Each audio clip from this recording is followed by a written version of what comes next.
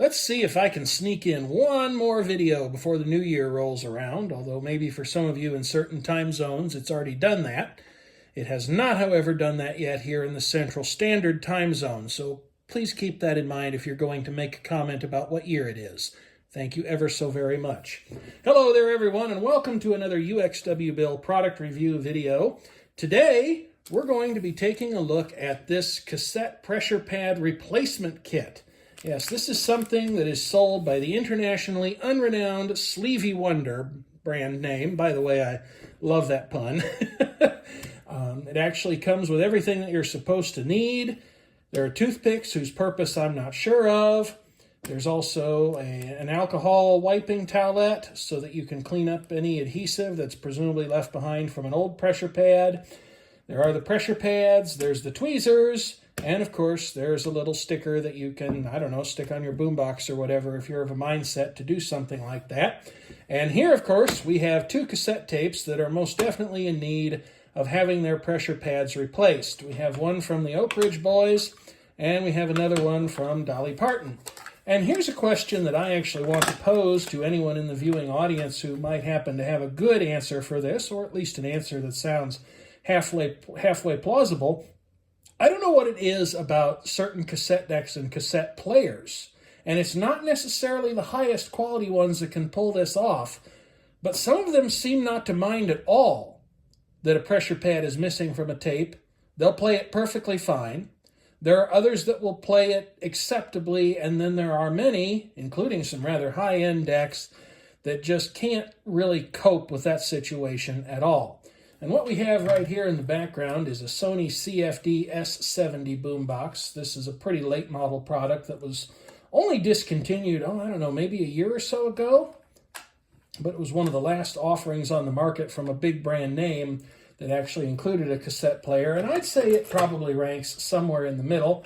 We'll go ahead and pop that tape in there. And we can't play too much of it because I don't want to get a content ID match on this and be deprived that so important advertising revenue, because obviously that's the only reason I've ever made any video on YouTube, and you know that must be true because you're hearing about it on the internet. But go ahead and listen. Reach out and touch a hand. Okay, I'd call that an acceptable job of playback, but you can definitely see the pressure pad has gone. And as usual, it's nowhere to be found. It's not even in the little J box. So I guess we'll go ahead and we'll try to do this in one clean take. I think the hardest part of this is going to be figuring out how to open this package. But even that shouldn't be too terribly difficult to do. They did not include any instructions with this, but I'm guessing that if you can fall off of a log, you can probably repair the pressure pad in a cassette. And there's this shiny little thing, because somebody will probably have an interest in seeing that, but I don't really have any need of it. I'm going to put that aside, and we won't open this until we're ready, but we will make sure that we don't flush it. And then these are the replacement pressure pads. We'll go ahead and bring these up to the camera so you can get a real good look at them. I suppose maybe the toothpicks are just there for working out final positioning of the new pressure pad, but I don't know. I think these tweezers would probably do a perfectly fine job of that. So let's go ahead and get these out here.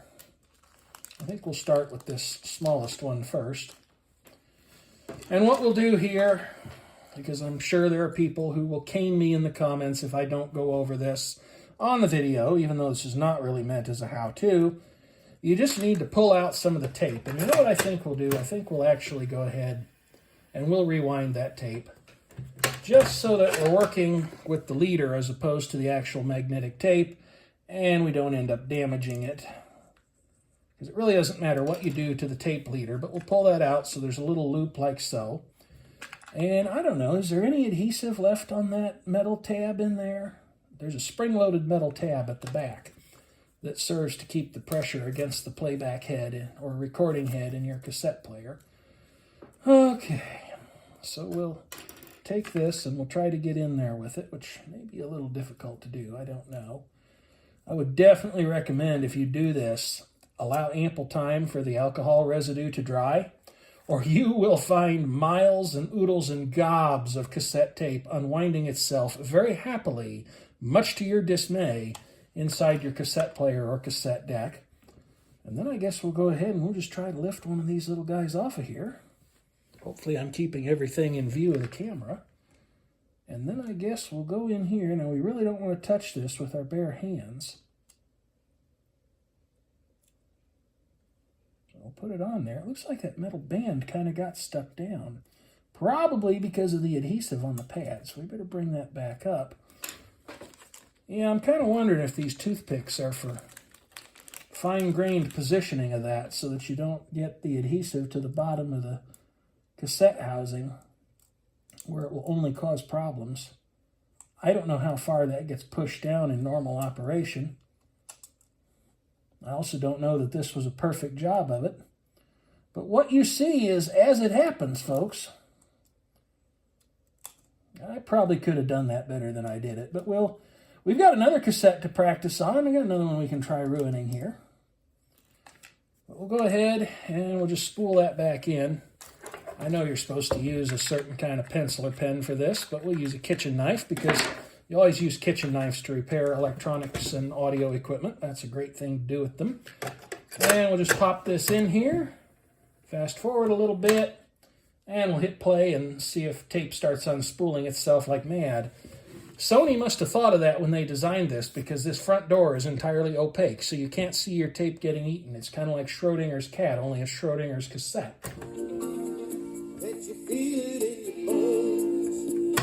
Doesn't really sound a lot different to me, but it seems to have worked. I'll take that. Probably could have gotten the positioning a little better. But there's a cassette tape that got a new lease on life for sure. So we'll go ahead and we'll put that one away. And then we'll turn our attention to Dolly here. Now with the Dolly Parton tape, I did actually have the good fortune that when I was in the thrift store, I happened to check this. And the little pressure pad was still hanging around in there. And it must have some adhesive left on it because it's stuck to the bottom of the J card here. I suspect if you had the right kind of adhesive, you could probably put this back on here. I don't really imagine there's anything terribly wrong with it. Let's see, do you think that'll focus?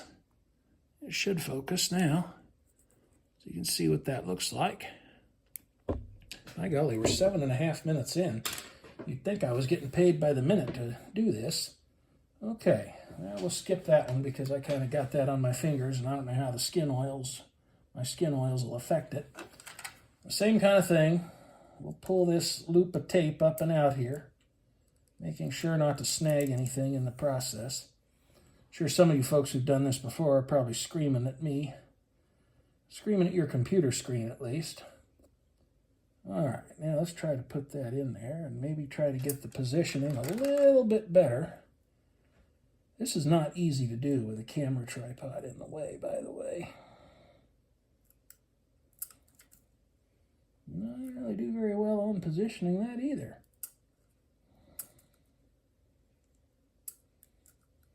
And as you'd want it to, that really sticks down. I don't know if I can get that back out of there or not. Well, I did. Okay, so we're probably going to end up scratching a few of these along the way. But that's okay. Like I say, this is my first time ever doing this. I know that seems surprising. Now I've got one stuck to the table. I am really batting 100 here. But this is honest video making as it happens, folks. I'm also trying to remember to keep this in frame so that everybody can watch me screw up like a boss. Get that off that loop there. It's still not quite perfect. But I would imagine it's good enough. I also imagine I should have played this tape beforehand to see how it sounded. But we'll go ahead and pop it in here now and just see if it's all screwed up. I didn't run the little towelette on that one, but I guess I don't have to. It's stuck down pretty decently. Well, it sounds fine to me. It might be a little fast, I don't know, but there shouldn't be anything about that that would affect the speed. And I did check the speed on this boombox, and it was pretty darn close to dead on. Not perfect, but only off just the little tiniest of bits. So there you go, folks. That's the Sleevie Wonder brand cassette pressure pad repair kit. as well as 3 pressure pads that I goofed up. I guess I could, I don't know. I don't know what I could do with those. Maybe I could insulate like an anthill with them or something. I have no idea. But anyway, thank you folks for watching as always, and I certainly do look forward to hearing your constructive commentary.